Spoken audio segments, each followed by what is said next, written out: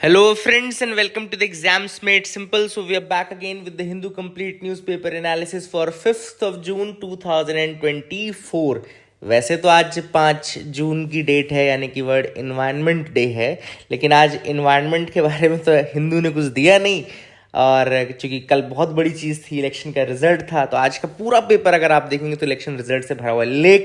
लेकिन इतनी प्यारी इकोनॉमी के न्यूज़ आइटम्स और साइंस के 2-3 आर्टिकल इतने प्यारे आए हैं आज कि मज़ा आ जाएगा। मतलब आपको पढ़ने में मज़ा आएगा, मेरे को बताने में मज़ा आएगा, नया नॉलेज अपन इम्पार्ट करेंगे, नए टॉपिक्स मतलब जो आपने नहीं पढ़े होंगे वो आए हैं आज।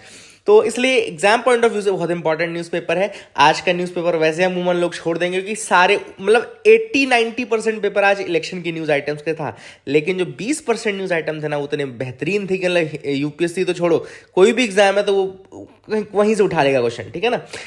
स्टार्ट करने से पहले मैंने जैसा कहा कि हमने 2025 यूपीएससी प्रीलिम्स के लिए पूरा कोर्स स्टार्ट किया है और 20 जून से क्लासेस स्टार्ट हो जाएंगी। आप ज्वाइन करना चाहते हैं तो नीचे डिस्क्रिप्शन कमेंट में हमारे ऐप की लिंक है, आप ऐप में ज्वाइन कर सकते हैं। ऐप डाउनलोड कर लीजिए और ऐप से ज्वाइन कर लीजिए, ठीक है ना। और आप लोगों के लिए सारी व्यवस्था की हुई, इसमें इंस्टॉलमेंट की व्यवस्था है, तो आपको ऐसा कुछ बर्डन नहीं पड़ेगा। तो आप ज्वाइन करना चाहते हो तो आप ज्वाइन कर सकते हैं and we'll start thoroughly preparing for the UPSC 2025, ठीक है। स्टार्ट करेंगे आज का न्यूज़पेपर। पहले तो मैं आपको बता दूं कि जो इलेक्शन का रिजल्ट है आप सब जानते हैं कि इस बार कोई भी ऐसी पार्टी नहीं थी जिसने कि पूरा का पूरा मेजॉरिटी 272 का जो मैजिकल नंबर था उसको पार किया हो। तो कुल मिलाकर के जो सबसे बड़ी पार्टी रही वो बीजेपी रही 240 सीट्स के साथ, और सेकंड जो थी वो कांग्रेस थी 99 सीट्स के साथ, है ना। तो एटलीस्ट हमारे पास अब लीडर ऑफ अपोजिशन हो जाएगा, है ना। पिछली बार तो लीडर ऑफ अपोजिशन भी नहीं थे, leader of the single largest party थे, है ना। तो एक इंपॉर्टेंट चीज़ आप इसमें यहाँ से याद रख सकते हैं कि लीडर ऑफ अपोजिशन होने के लिए कम से कम उस पार्टी को 10% ऑफ द सीट्स मतलब आनी चाहिए। तो ये याद रखना कि जैसे मतलब 55 सीट्स कम से कम आनी चाहिए। अगर 543 सीट्स है तो 10% कितना हो जाएगा 54 पॉइंट समथिंग, तो मतलब 55 सीट्स आपको आनी चाहिए। अगर आपको लीडर ऑफ अपोजिशन चाहिए तो 10% मिनिमम सीट्स होनी चाहिए। तो पिछली बार 54 सीट्स किसी पार्टी का आया ही नहीं था, है ना। तो इस कारण से लीडर ऑफ अपोजिशन नहीं था हमारे पास अभी तक, पिछले दो उसमें केवल leader of the single largest party था, ठीक है।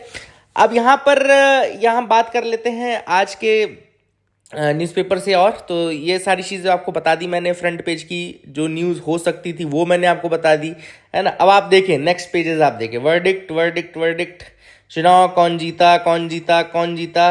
एक टर्म आया था तो मैं सोच रहा हूँ आपको बता दूं, टर्न कोट पॉलिटिक्स लिखा हुआ है ना। टर्न कोट पॉलिटिक्स क्या होता है? टर्न कोट आपने देखा होगा, एक कोट रहती है जिसको इधर से पहनो तो दूसरे कलर की रहती है, फिर बदल के उधर से मतलब पहन लेते हैं। तो ऐसी सिंगल कोट होती है जो दोनों तरफ से आप यूज कर सकते हैं ना।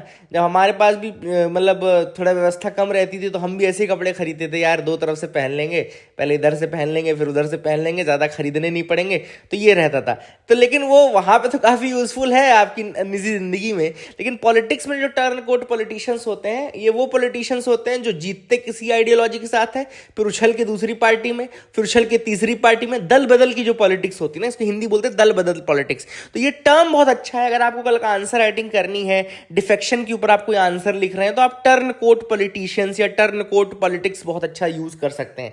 इंग्लिश में अगर आपको लिखना है तो it is the turncoat politics का मतलब होता है the people who contested the elections on the ticket of parties different from the ones they had embraced earlier. मतलब पहले जिस पार्टी की आइडियोलॉजी को एम्ब्रेस कर रहे थे उसके टिकट से ना लड़के फिर वो दूसरे पार्टी में उछल के कूद के पहुंच जाएं और फिर वहां से टिकट लेके जीत जाएं, है ना। जो वेव के साथ बहते हैं ना कि ठीक है यार लहर चल रही है बीजेपी की तो चलो बीजेपी में आ जाते हैं। कल को यही लोग रहेंगे जो कांग्रेस की लहर चलेगी तो कांग्रेस में आ जाएंगे। तो इनका कोई ईमान धर्म तो है नहीं, तो ये टर्न कोट पॉलिटिशियंस कहलाते हैं, ये वो लोग होते हैं, ठीक है ना। I hope you got clarity regarding turncoat politicians and turncoat politics. तो कल को अगर आपको लिखना हो तो ये वर्ड जरूर यूज कर लेना अपने आंसर में। अब ये पूरा वर्डिक्ट ही चल रहा है, देखो आप देखो पूरा वर्डिक्ट चल रहा है, 9वां पेज आ गया पूरा वर्डिक्ट चल रहा है, 10वें पेज में पूरा वर्डिक्ट चल रहा है, फिर देखो यहाँ पे भी वर्डिक्ट चल रहा है। ये लाइन बड़ी प्यारी लिखी थी यार, ये ओपिनियन में बहुत अच्छी लाइन लिखी थी। हालांकि मतलब आप लोग भी देख सकते हैं इसको, change wears the deceptive mask of continuity. अब यहाँ पे ये आर्टिकल लिखा क्यों गया है मैं आपको बता देता हूँ। लिखा इसलिए गया क्योंकि ओवरऑल आप वर्डिक्ट देखें तो वो एंटी इनकम्बेंसी था, मतलब जो लोग रूल कर रहे हैं उनके अगेंस्ट था एक तरीके से। लेकिन फिर भी उनके पास इतनी सीट आ गई कि वो मतलब अपने अलायंस के साथ रूल कर लेंगे। तो change is wearing the mask of continuity, मतलब कंटिन्यूटी तो है लेकिन लोगों का जो था वो चेंज की तरफ था। This is what this opinion tells about. But line बहुत अच्छी थी। आर्टिकल में क्या लिखा है वो मेरे को इंपॉर्टेंट नहीं लग रहा है, लेकिन हाँ लाइन इंपॉर्टेंट अच्छी थी। तो I hope you got clarity. आगे मूव करते हैं, देखते हैं और क्या इंपॉर्टेंट है। अभी हम जब इकोनॉमी पेज और साइंस पेज में आएंगे ना तब मजा आएगा। अब आप देख लो ये पूरी की पूरी, ये पूरा हम 16th पेज पे हैं पर अभी तक न्यूज़ नहीं है। अब अचानक से जब न्यूज़ आएगी तो फिर न्यूज़ ही न्यूज़ चलेगी, है ना। तो ऐसा भी नहीं है कि आज कुछ नहीं आया है, बड़ा मज़ेदार आर्टिकल भी आया। देखो अभी तो 19 पेज में 20वां पेज मतलब आप देख सकते हो। मैंने तो ये इतना ध्यान मैंने भी नहीं दिया था कितने पेज है, पर 21 पेज हो चुका है। 21 पेज तक आप देखा होगा आपने कि ये पूरा वही चला। हाँ अब 22वां पेज आया, जब बिजनेस पेज यानी इकोनॉमी पेज में हम आते हैं तो सबसे पहली न्यूज़ है यहाँ पे एनसीएलटी देखो लिखा हुआ है। अब देखो इस आर्टिकल में मैं आपको बताऊंगा एक तो एनसीएलटी के बारे में, और दूसरी चीज एक डीआरटी भी होता है, डेट रिकवरी ट्रिब्यूनल भी कहलाता है। तो एनसीएलटी और डीआरटी किस तरीके से डिफर करते हैं, ठीक है ना। तो इसका पूरा जो न्यूज एनालिसिस रहता है जो भी अपना, वो उसका पूरा करंट अफेयर्स आपका अपडेट होता है हमारी वेबसाइट पे temsis.com में, और ये सबसे ज्यादा जल्दी होता है, मतलब कोई दूसरी वेबसाइट। और एक और चीज मैं आपको बता दूं, जो दूसरी वेबसाइट देंगे ना उनको कुछ नहीं पता है, कुछ नहीं पता। मतलब मैंने सारे वेबसाइट्स देख लिए, सब देख लिया, वहां पे ऐसे बच्चे अपडेट कर रहे होते हैं। ये सब जो 3-3 हज़ार 4-4 हज़ार रुपए महीने के उसमें स्टाइपेंड में काम करते हैं ना फ्रीलांसर्स, वो अपडेट करते हैं। तो उनको जो मिलता है ना सब लिख देते हैं। उनको कोई फर्क नहीं पड़ रहा कि यूपीएससी में क्या पूछेगा, यूपीएससी में क्या नहीं पूछेगा। उनको कोई फर्क नहीं पड़ रहा कि आपका इससे बेनिफिट होगा कि नहीं होगा। उनको अंधी में कुछ भी न्यूज आर्टिकल अपना भर देना है। मतलब मैंने देखा कल एक वेबसाइट का, तो उसका अगर एनालिसिस को अगर आप कॉपी पेस्ट करके अपने वर्ड में डालो ना तो 23 पेज का एनालिसिस उन्होंने किया। अरे 20 पेज का तो हिंदू आता है यार, 23 पेज का आपने एनालिसिस कर दिया। पता नहीं कहाँ अब लोग पढ़ेंगे कितना। मतलब आप अगर सोचो 30 दिन अगर आपने 23 पेज पढ़े तो कम से कम 600 पेज आपने पढ़ डाले, तो 600 पेज के करंट अफेयर्स पढ़ोगे क्या। तो ये बहुत ही बेकार मैंने देखा कि लोगों को मतलब जस्ट इन द रेस की, वही रेस है कि सब कुछ हमारे में सारे कीवर्ड हमारी वेबसाइट में आ जाए, तो इसके लिए कुछ भी लोग अपडेट कर रहे हैं। ऐसे मत फंसो भाई, जो इंपॉर्टेंट है वही पढ़ो। तो एनसीएलटी और डीआरटी की अगर हम बात कर लें तो एनसीएलटी का मतलब होता है नेशनल कंपनी लॉ ट्रिब्यूनल, ठीक है ना। और ये आपको पता है कि 2016 में क्रिएट की गई थी और इंसॉल्वेंसी एंड बैंक्रप्सी कोड के अंतर्गत ये काम करता है। याद रखिएगा ये कॉन्स्टिट्यूशनल बॉडी नहीं है क्योंकि डायरेक्टली कॉन्स्टिट्यूशन में मेंशन्ड नहीं है। ये स्टैट्यूटरी बॉडी है, कंपनीज एक्ट 2013 के अंतर्गत बनाई गई है, ठीक है ना। और इसका मेन काम क्या है, मेन काम है इसका basically the role is for adjudicating insolvency and bankruptcy proceedings as per the insolvency and bankruptcy code 2016। तो इंसॉल्वेंसी एंड बैंक्रप्सी कोड 2016 में आया था, उसी के अंतर्गत ये इंसॉल्वेंसी एंड बैंक्रप्सी की जो प्रोसीडिंग्स है। इंसॉल्वेंसी एंड बैंक्रप्सी का मतलब क्या होता है, जैसे मान लो कोई कंपनी थी, किसी ने लोन लिया था, अब वो चुकाने में सफल नहीं हो सकती है और उसके बिल्कुल कुर्क हो गई है, मतलब कुर्क हो गई मतलब बिल्कुल लॉस में चली गई, बैंकरप्ट हो गई है, तो पैसे ही नहीं बचा। तो अब उसके एसेट्स को बेच करके किस तरीके से पैसे निकालने हैं, यही इंसॉल्वेंसी बैंक्रप्सी होता है, ठीक है ना। अब यहां पे अगर हम बात करें एनसीएलटी की, तो याद रखिएगा it acts as a quasi judicial body, एक क्वासी जुडिशियल बॉडी की तरह काम करता है। मतलब इसके पास कुछ कैरेक्टरिस्टिक्स होते हैं कोर्ट के, बट टेक्निकली कोर्ट नहीं है ना। क्वासी जुडिशियल मतलब है कि कुछ कैरेक्टरिस्टिक्स कोर्ट के हैं लेकिन टेक्निकली ये कोर्ट नहीं होता। एस्टैब्लिशमेंट मैंने आपको बताया 2016 में क्रिएट किया गया इंडियन गवर्नमेंट के द्वारा। एंड अब देखो यहां पे मेन चीज है डीआरटीज। डीआरटी क्या होता है, डेट रिकवरी ट्रिब्यूनल। अब आप देखें एक तरीके से तो दोनों लगभग सेम जैसा काम ही कर रहे हैं। एक कंपनी लॉ ट्रिब्यूनल है, नाम अलग है हालांकि, लेकिन काम तो यही कर रहा है ना कि डेट रिकवरी का ही कर रहे हैं। तो एक अपने आप इंडिया में डेट रिकवरी ट्रिब्यूनल भी है, वो भी यही काम करते हैं। अब दोनों में डिफरेंस क्या होता है, डिफरेंस दोनों में सिंपल सा ये है कि एनसीएलटी देखो लिखा हुआ लाइन, जो एनसीएलटी फोकस करता है वो फोकस करता है कंपनीज पे एंड लिमिटेड लाइबिलिटी पार्टनरशिप्स पे, कंपनीज पे एंड लिमिटेड लाइबिलिटी पार्टनरशिप्स पे। लिमिटेड लाइबिलिटी पार्टनरशिप मतलब कि private company, public companies, government companies, ऐसी चीजों में, ठीक है ना। तो अगर आपसे कोई पूछे कि प्राइवेट कंपनीज का, पब्लिक कंपनीज का इंसॉल्वेंसी बैंक्रप्सी कौन हैंडल करेगा, एनसीएलटी करेगा, डीआरटी करेगा, तो ये एनसीएलटी करेगा। और अगर केसेस इंडिविजुअल्स के रिगार्डिंग है, याद रखिएगा, if the cases are regarding individuals and those firms, firms excluding the एलएलपीज, मतलब जो हमने लिमिटेड लाइबिलिटी पार्टनरशिप में देखा उन फर्म्स को हटा करके बाकी जो बचे फर्म्स हैं, प्लस इंडिविजुअल्स के केस में। तो बेसिकली डीआरटी में एक कीवर्ड याद रखना, इंडिविजुअल्स के केस में इंसॉल्वेंसी बैंक्रप्सी का मेन, विजय माल्या जैसे हो गया, विजय माल्या एक इंडिविजुअल है, अगर आप इसको देखेंगे तो ये डीआरटी के अंतर्गत आ जाएगा, ठीक है ना। तो ये की डिफरेंस यही था कि वो limited liability partnerships private, public और गवर्नमेंट कंपनीज के लिए है एनसीएलटी, और डीआरटी जो है basically it is for individuals, है ना, याद रखिएगा। I hope you got clarity regarding that as well. NCLT जो है वो फंक्शन करता है कंपनीज एक्ट 2013 के अंदर, इंसॉल्वेंसी बैंक्रप्सी कोड 2016 के अंतर्गत, एंड डीआरटी ऑपरेट करता है under the recovery of debts due to banks and financial institutions act 1993। याद रखिएगा, recovery of debts due to banks and financial institution act 1993 के अंतर्गत लेजिस्लेशन है उसका, ठीक है। हालांकि एक कंसर्न ये है कि दोनों का बड़ा ओवरलैपिंग टाइप का ज्यूरिसडिक्शन है, तो बहुत ग्रे एरियाज छूट जाते हैं कई बार, ठीक है ना, बट मेन डिफरेंसेस हमने देख लिया। आई hope you got clarity regarding that. अब जो दूसरा आर्टिकल हम देखेंगे आज वो बहुत इंपॉर्टेंट है, ये SEBI forms panel to review the economic structure of clearing corporation, है ना। अब इसमें बहुत ही प्यारा एक टर्म आया था, देखो मैं वही बता रहा हूं कि जो लोग जो जैसे कई बाकी कोचिंग्स और बाकी इंस्टीट्यूट्स है ना, उनको बड़ा बिटवीन द लाइन पढ़ते नहीं आता है कि कैसे यूपीएससी सवाल पूछेगा। उनको क्या लग रहा है कि यार जो न्यूज आया उसमें से इंपॉर्टेंट छांटना पड़ता है, उसमें निकालना पड़ता है माल आपको, है ना, एग्जाम के लिए आपको पता। जैसे इस आर्टिकल में अगर आप देखें, सबसे इंपॉर्टेंट चीज ये हेडिंग नहीं है, ये कमिटी भी इंपॉर्टेंट नहीं, कमिटी चलो मैं आपको बता दूंगा। इसमें एक टर्म आएगा बीच में, देखो ये लिखा है मार्केट इंफ्रास्ट्रक्चर इंस्टीट्यूशन। अब देखो ये आपको निकालना था, it is market infrastructure institution, जो कि इंपॉर्टेंट है। यही मैं आपको बता रहा हूं कि आपको एनालिसिस में ये समझ में आना चाहिए कि इंपॉर्टेंट क्या है। तो वो हमने निकाल लिया है मार्केट इंफ्रास्ट्रक्चर इंस्टीट्यूशंस के बारे में, एमआईआईज क्या होते हैं। तो बेसिकली मार्केट जो इंफ्रास्ट्रक्चर इंस्टीट्यूशन होते हैं ये प्रोवाइड करते हैं, देखो लिखा है it provide infrastructure for trading, clearing, settlement and record keeping of securities. तो ये वो इंस्टीट्यूशंस होते हैं जो कि ट्रेडिंग की फैसिलिटी देते हैं, क्लियरिंग की फैसिलिटी। क्लियरिंग का मतलब क्या है, जैसे मान लो आपका डिविडेंड आया, तो डिविडेंड आपको किसी कंपनी से मिला, तो कहां से पैसा आएगा, तो क्लियरिंग कॉर्पोरेशन ही देगा।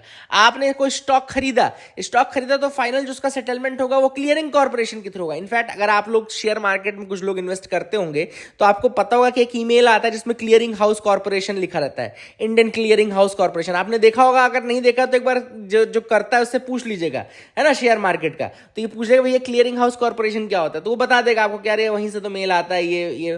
तो ये trading, clearing, settlement, record keeping का काम करते हैं सिक्योरिटीज का, है ना। सिक्योरिटीज मतलब आपका स्टॉक एक्सचेंजेस, ये सारे चीजें, म्यूचुअल फंड्स एक्सेट्रा, है ना। तो अब देखो एमआईआईज के अंतर्गत क्या गया, तो अगर आपसे कभी कोई पूछे कि मार्केट इंफ्रास्ट्रक्चर इंस्टीट्यूशंस के अंदर क्या क्या आते हैं, तो स्टॉक एक्सचेंजेस आते हैं। स्टॉक एक्सचेंज मतलब जहां से आप खरीदी कर रहे हैं स्टॉक्स, बॉन्ड, इनकी सबकी। क्लियरिंग कॉर्पोरेशन बायर और सेलर के बीच में होता है, जो कि फाइनल सेटलमेंट के लिए काम करता है कि आपने इतना खरीदा, इतना पैसा आप दे दोगे, आपको इतने शेयर मिल जाएंगे। आपने इतने शेयर खरीदे, आपने इतने शेयर बेचे, आपको इतना पैसा मिल जाएगा। तो ये काम क्लियरिंग कॉर्पोरेशन करता है, ठीक है ना। एंड थर्ड होता है डिपॉजिटरीज इंस्टीट्यूशंस होते हैं which hold and manage the securities in electronic form, ठीक है ना। जैसे मान लो आपने ग्रो किया, जीरोधा कर रहे हैं आप, तो ये सब बेसिकली इंटरमीडियरीज हैं, डिपॉजिटरीज हैं, ये मैनेज कर रहे हैं आपका इलेक्ट्रॉनिक फॉर्म में पूरा वो सारी चीजें, है ना। लेकिन ये तो प्राइवेट हो गया, लेकिन गवर्नमेंट भी होते हैं, ठीक है। अब यहां पे याद रखना कमिटीज, जो आज का आर्टिकल था इसमें दो कमिटीज हैं। एक कमिटी पहले थी 2018 में जिसकी रिपोर्ट आई थी, वो थी R Gandhi committee. Rahul Gandhi committee नहीं है, आर गांधी कमिटी है, which was regarding this MIIs के लिए बनाई गई थी। अब इन्होंने ये कहा कि जो क्लियरिंग हाउस कॉर्पोरेशंस हैं अभी वो इंडिया में 100% गवर्नमेंट ओन्ड है, 100% सिंगल एक्सचेंज ओन्ड है, मतलब 100% उनको एक सिंगल एक्सचेंज ही ओन कर रहा है। मतलब अगर सेंसेक्स है या अगर ये है तो यही 100% ओन करता है क्लियरिंग हाउस कॉर्पोरेशन को। तो ये इन्होंने कहा कि भैया चूंकि ये एमआईआईज जो होते हैं बहुत रिस्क बियरिंग होते हैं, इसलिए आपको क्या करना चाहिए कि इनकी जो ओनरशिप है वो वाइडली हेल्ड होनी चाहिए, मतलब डिसेंट्रलाइज्ड होना चाहिए, ना कि किसी सिंगल एक्सचेंज के द्वारा। तो ये आर गांधी कमेटी थी। अब सेबी ने आज की जो न्यूज है वो ये है कि उन्होंने एक एडहॉक कमेटी बनाई है अंडर उषा थोराट। आपके लिए एक छोटा सा सवाल ये है कि उषा थोराट की एक और बहुत ही फेमस कमेटी है जो कि रिगार्डिंग आई थिंक इकोनॉमी से ही, बैंकिंग सेक्टर से ही रिगार्डिंग है।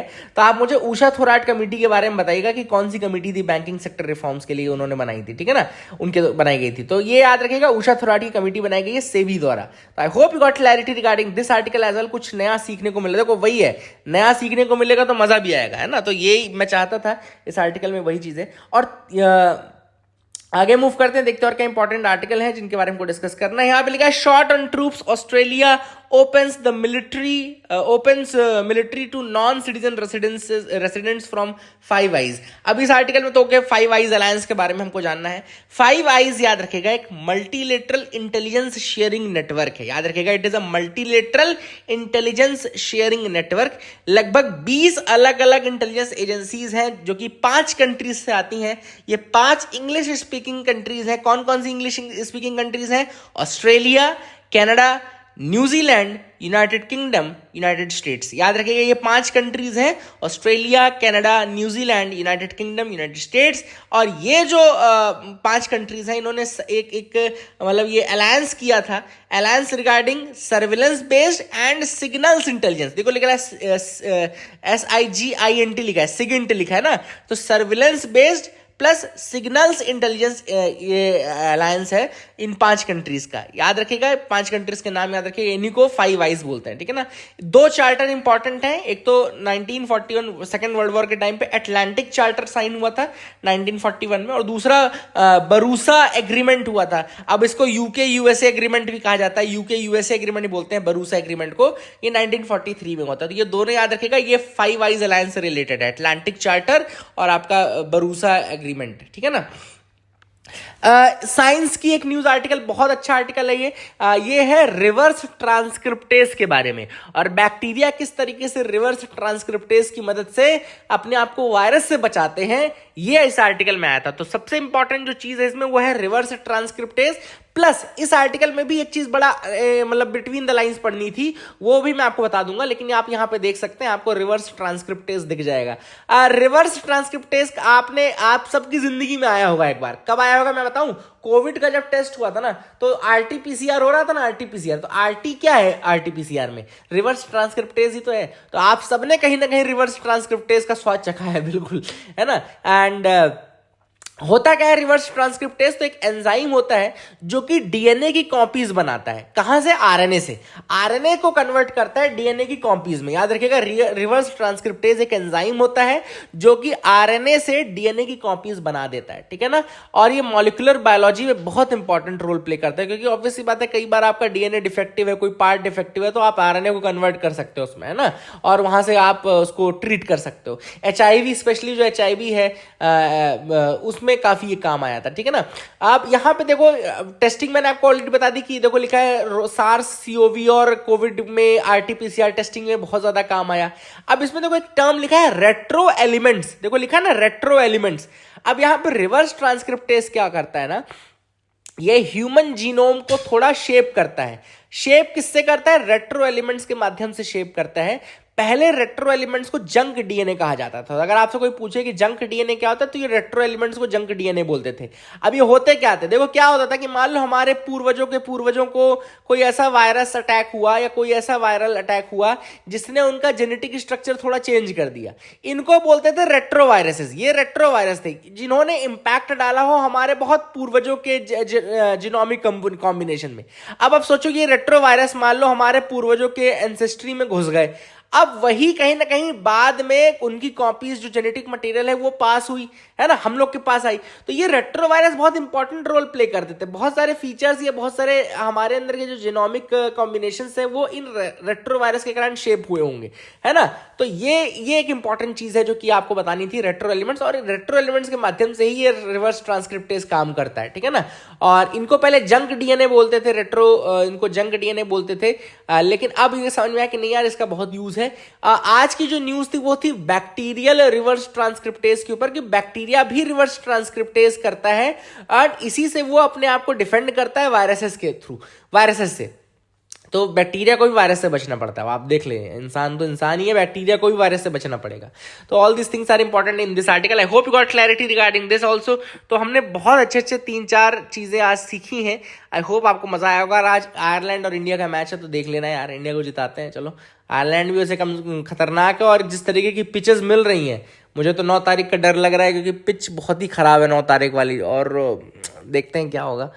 So all these things are important. I hope you got clarity. That is it for the day. Keep loving us, keep sharing us. Thank you and have a nice day.